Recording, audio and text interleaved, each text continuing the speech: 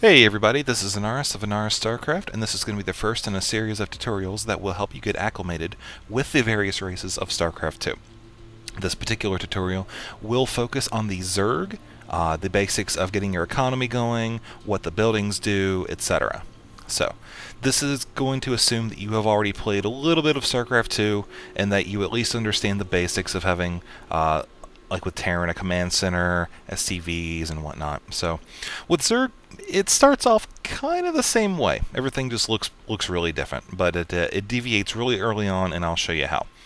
First of all, instead of a command center, you'll have your hatchery, which is this building I'm kind of highlighting right here. This is the central production facility for your base, as all of or most of your units will derive from the larvae that are spawned at the base of the hatchery. The larvae are just kind of hanging out right here, eating dirt, doing what larvae do, and we will let them keep larvaing up. So the drone, which you see, I have 6 of them right here. This is the worker slash building producer for the Zerg. You can see when I have one selected here, the UI for the drone is pretty similar to the SCV. You know, they've got attack, they've got gather, and they've got the little building things here. One major difference between Zerg and the other races, and actually Zerg in particular, is that they do not have the ability to repair with a drone. So if you try to send a drone to a unit, it'll probably just try to eat it because these are little fatty drones.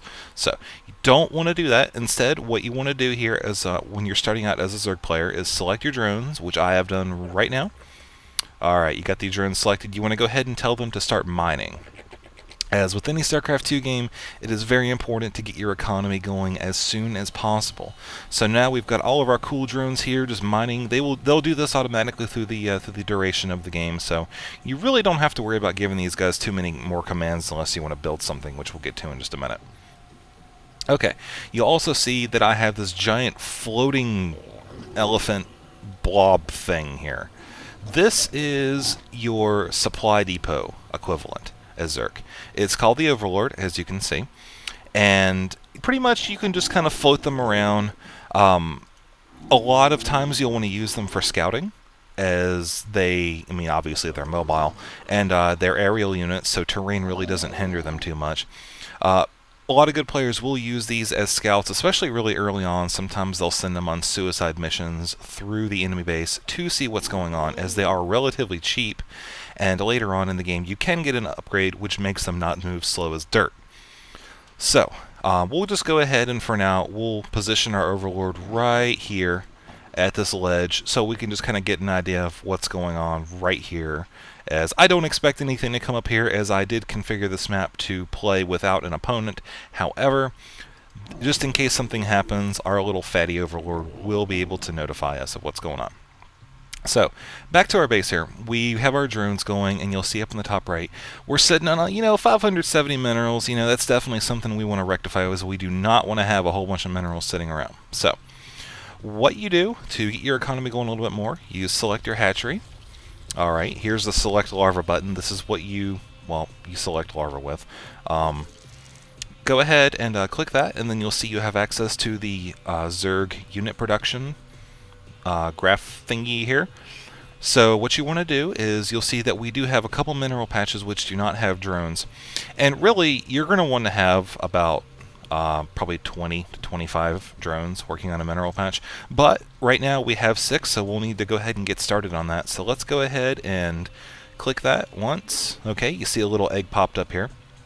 So that means there is a drone building. And if you move your mouse over it and click on it, you can see the progress bar here as it ticks up to 17, and bam, we have our first drone. Yes, progress. Okay, so this drone works just like the other one, so we're going to go ahead and select it and right-click to send it to mine. Alright, so you'll see up here, this is our supply count. We did go from 6 supply to 7, so we still have room for 3 more drones before we need to build an Overlord. So let's go ahead and do that. Go ahead and click the larva, and we'll click drone once, twice, 3 more times. Okay, the count approves. And so what I did just now was I had these 3 drones selected, and I right-clicked on the mineral patch.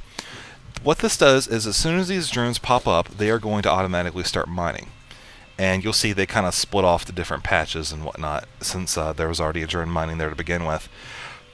Excuse me, wow. But that is pretty much the quick way to go ahead and get your drones working as soon as possible.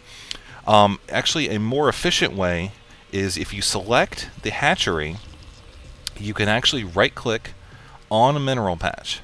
And this little arrow right here will indicate that any drones that are built from this hatchery will automatically go to this mineral patch and start attempting to mine. And if there's already a drone mining there, it'll split off to another patch like this one, or wherever there's a free mineral space open. So it's very important that you get in the habit of doing that, because you don't want to be, sitting around with a whole bunch of drones just sitting here mining, because this right here is just lost money. So you want to make sure that your economy is going as quick as possible, and this is definitely one of the ways by which you can do that. Now, back to this arrow, this is called a rally point, and the hatchery is capable of creating 2 rally points. One rally point, which is the darker one right here, that leads to the minerals, is specifically for drones, and then if you right-click somewhere else, say right here, you'll see there's a different color rally point. This is for other units. Pretty much anything other than a drone will go right here. So Blizzard incorporated this because it was really kind of annoying to have, if you set a rally point and all your drones come out here, but oh wait, you want them to go mine, so you set their rally point in here, but all the units start to go here. So Blizzard fixed that by putting 2 rally points in the hatchery. Thank you, Blizzard. I really appreciate that. And so anyways, you'll see that we're at 10 supply now out of 10. So that means we cannot build any more. This overlord over here is capped out on the supply that he can handle. So to help the little overlord manage the units that we want to build, we're going to go ahead and build another overlord. So if you select the hatchery, select larva, and you'll see the only other thing highlighted right now is an overlord. Go ahead and click that one time. You don't really want to build 3 of them right now, as even though we do have a lot of money, you will not normally have this much money in the very beginning of the game. So just kind of ignore this right now. I'm dramatically slowing things down here as we go to make sure I cover the various bases and whatnot, and this pile of money is just kind of getting accumulated there. So you'll see the overlord that we created is following the rally point that we set, and he's going to end up right here, which here he shall stay until I move him. So one thing you'll notice as a Zerg player is since your units will all go to here, as you build more units, this area will start to kind of pile up. So in order to kind of relieve that a little bit, you want to make sure that you send your units to wherever they need to go. If they're attacking units, you want to, maybe put them down here at your ramp, or wherever the game really calls for them to be. But if you build a whole bunch of overlords, it generally gets a little cluttered at that rally point, because then you'll have a whole bunch of overlords sitting on top of units, which you then can't really see.